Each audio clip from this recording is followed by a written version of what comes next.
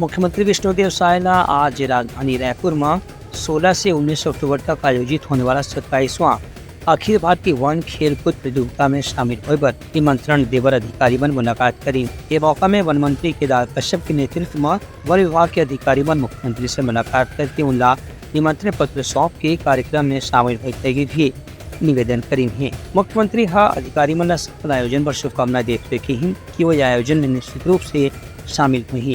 ये मौके में अधिकारी मन डहादले मुख्यमंत्री ने स्पोर्ट्स के किट भी प्रदान करेगी।